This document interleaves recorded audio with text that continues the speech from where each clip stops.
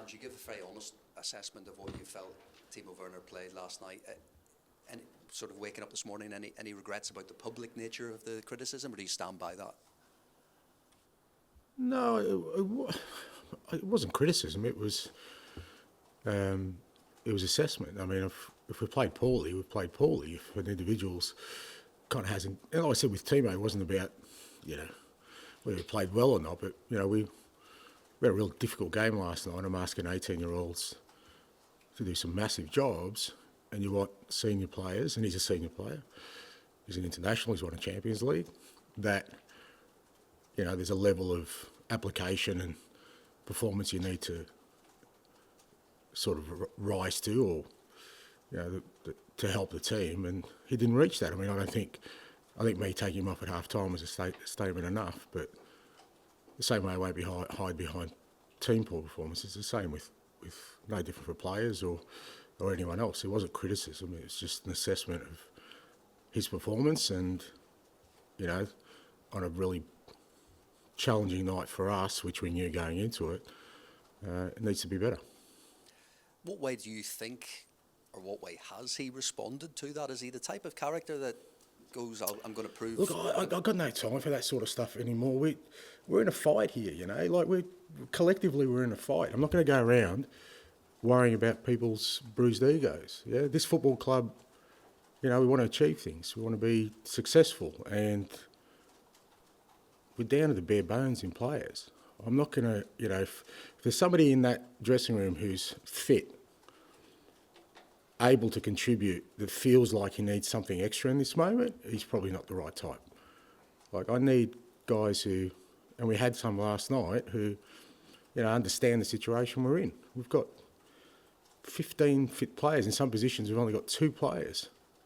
So I'm not going to go around trying to get extra out of people. If they don't give extra right now, well, it kind of gives me an indication of where they're at. Does that tie into the wider issue in the past with Spurs about what it needs to kind of get over the line of a trophy? I'm sick of that, and that's an excuse for me. Yeah. And that's why, even with sort of Christian Romero's comments, I just think that's an excuse. Like, at the moment, I'm here. I take responsibility. These players, we're here. So if we think something's, exists, some mythical thing exists in this club that prevents success, we'll change it. And what's the point otherwise? Don't come here. So I just don't buy into that. At the moment, like I said, we're in a difficult situation because of kind of where we are squad-wise and team-wise, and you either embrace this challenge. If you want excuses, there's a million of them. Absolutely, there's a million excuses as to why, we can't be successful. But if that's what your clutch is, particularly in tough moments, then what's the point? Just move on then, go somewhere else. Thanks, Ange. Thanks, mate. Southampton manager Russell Martin, he showed you a lot of respect in his presser. Says he relates to your belief and style of play, and he feels criticised in a similar way because he's committed to that. We've seen flashes of what Southampton can do at home against Liverpool. What kind of challenge do you expect against them in the weekend? Yeah, good challenge. Not just at home, in all the games. They've played some, pretty exciting and effective football against very good teams, and I think Russ will probably just be frustrated they haven't been able to sustain it or get rewards for it. And in football, the good stuff you do gets diminished because people just invariably look at the outcome, which is a result, which is fair enough. But I think some of the football they've played has been good as anyone this year, and home and away. Their ability to play out from the back, their ability to sort of play through pressure. They've obviously made some mistakes in trying to do that, endeavouring to do that, but for the amount of times they've actually done that really well, they probably haven't got the rewards that good play deserved, So again, it kind of skews people's outlook. So no, I think it's going to be a good challenge for us. Like I said, they're a good footballing side. There's some opportunity for us there because we're a good pressing team. So it's going to be a good game. And the 18-year-old, so Gray's played every position in the back line as a midfielder. Bergvall's been doing his job when he comes on the pitch. Do you think in this current injury crisis, it's really probably valuable for their development to step in a difficult time, or do you think it's a lot of pressure? Yeah, no, it's not. Yeah, you don't want it by design, but I think it will bear fruit for us for sure. In kind of if we were sort of had a smoother season, they probably wouldn't have played as much. Fair to say, but the fact they are playing and you know, I really like the way they're going about it for us in a difficult period. Like I said, Archie's been asked to do things as an 18-year-old in unfamiliar positions away in Europe, in the Premier League, and you know the way he's handling it is outstanding. You know, you think to yourself, well, if he can sort of get through this period and keep growing, you know, what's he going to be like in 3 or 4 years' time? The next manager will love him. And Lucas, likewise, he's really growing into it. You know, we can see he's starting to really feel comfortable at this level. He's showing, again, a real maturity for an 18-year-old. And I think that's hugely positive for us. Like I say, by design, you don't want to just throw, you know, young players into it, but I think we'll get enormous benefit from it for sure.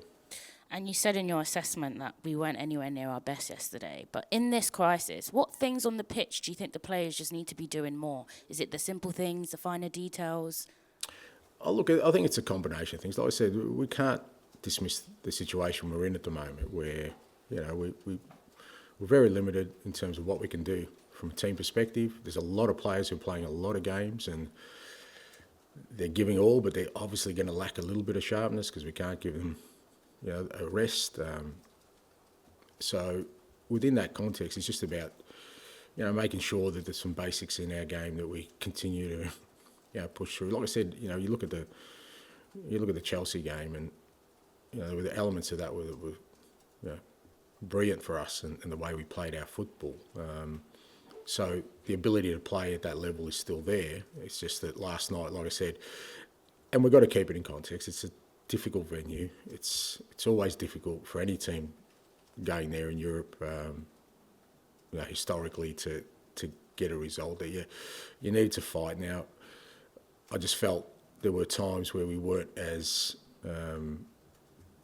committed to sort of winning second balls and doing a lot of the stuff you need to do when you go to a place like Ibrox. We lost those battles, which allowed them to sort of get into the game.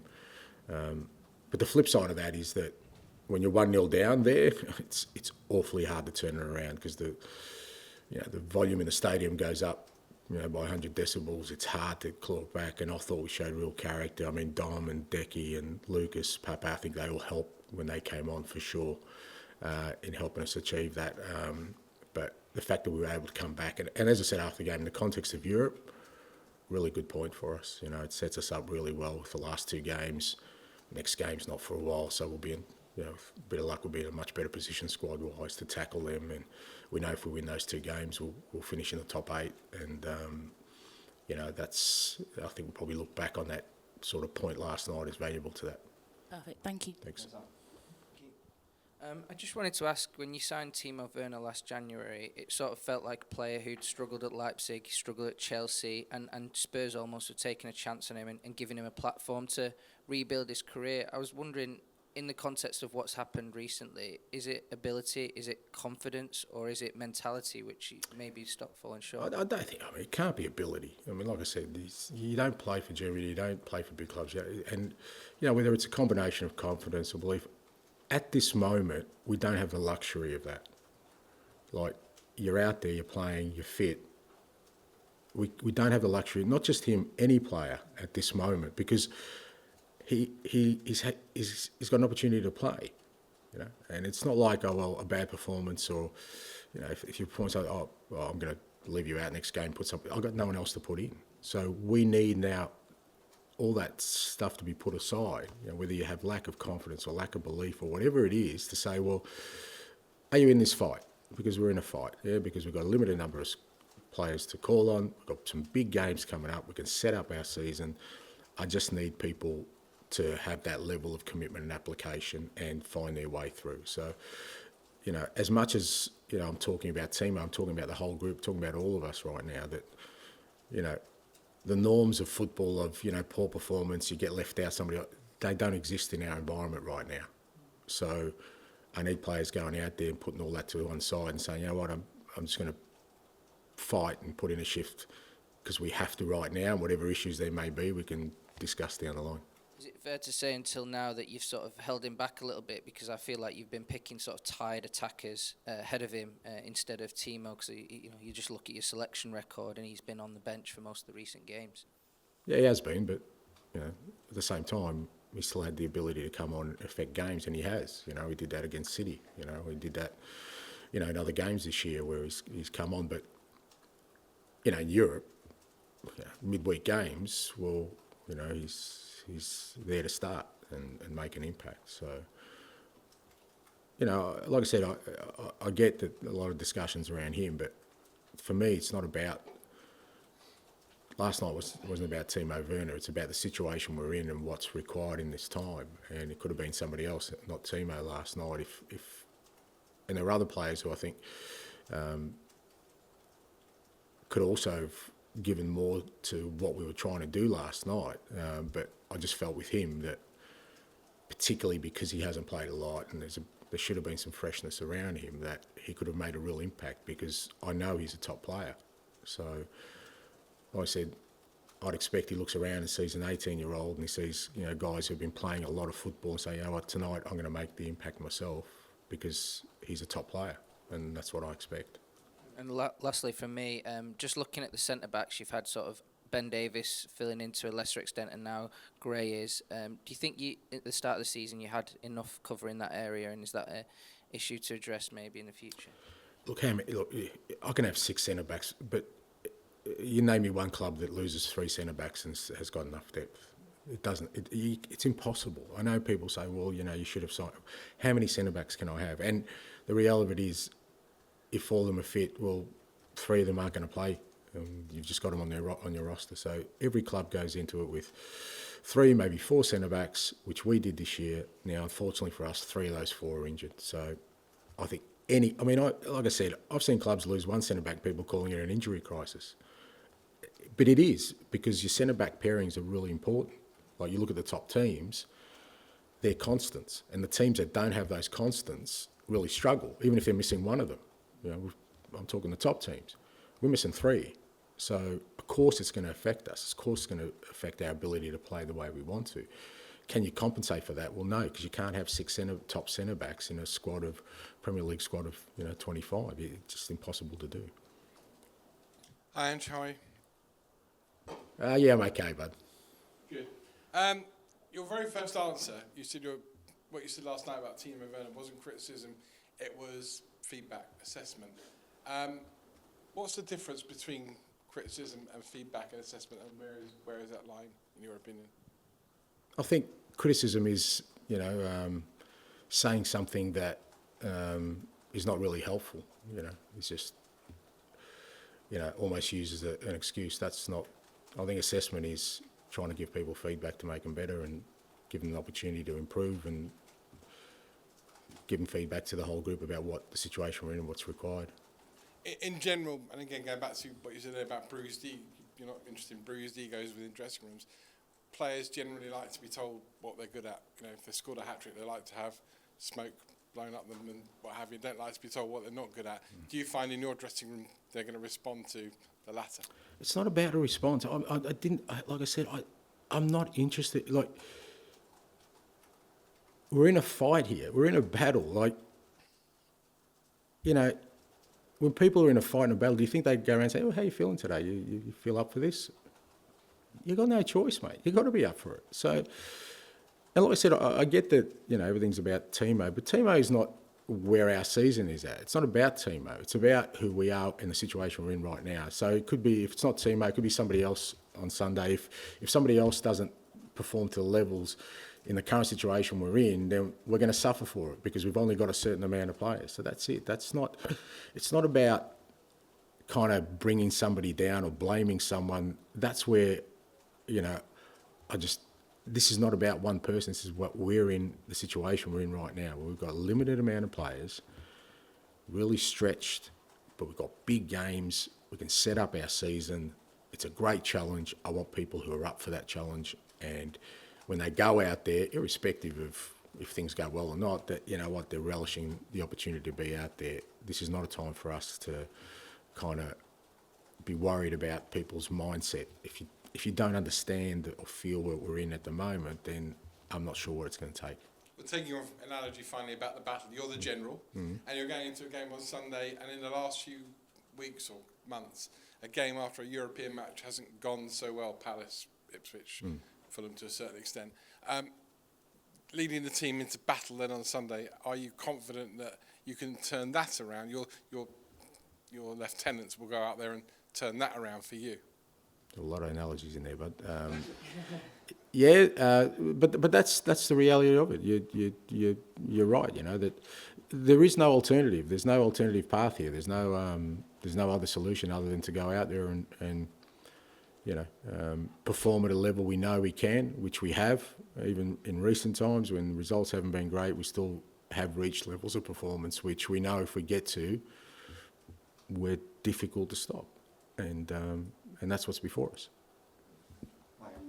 Can I just get the latest on the injury front going into this weekend's game? Do you have a bit more information now on Van der Ven, Romero, Davis? No, mate. We probably won't get clarity. Obviously, when guys get injured, without getting too technical, you need to let the injury settle down before you get a real prognosis. That'll probably be next week sometime with Mickey and Christian. Everyone got through last night, so they're all good to go. And I think Biss is suspended this weekend, so he'll miss out. But everyone else is sort of as it currently stands. Ben Davis, he was injured a week ago. Yeah, Ben, that was a week ago, so it's not as bad as we thought. So there is a chance he'll be back. Hopefully before the new year, so that was positive. Again, initially we were a bit worried about it, but again, you need to give them a week just to settle down. And the latest information I got this morning was that it's nowhere near as bad as we might have thought it was, and hopefully a quicker turnaround for him. In terms of the lack of centre backs, would you consider recalling Ashley Phillips in January? Oh, mate. We'll look at all the January contingencies. That's all happening in the background.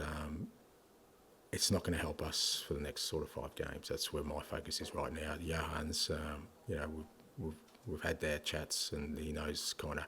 A lot of that will be the state of play of where we're at.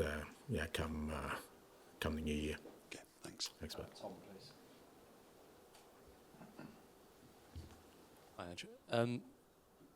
Been a lot of talk, obviously, about your style of play that you've been implementing here. You spoke at the fans forum about the team needing to play a style of football that's true to Spurs' values as a club. I remember you saying during the World Cup about how Belgium maybe didn't have or don't have a ingrained national style of play to fall back on to help them through difficult moments in tournaments. But so why is it so important to you that your team stay true to the values of the club in that sense? Well, I just feel, that's the kind of clearest path to success, because you kind of, what you endeavour to do is link into what fits, with what the club sort of sees itself from an identity point of view. So, if you see yourself as a club that every club wants to be successful, that's a given. Like, there isn't a club that's, their motto is, we don't care if we win.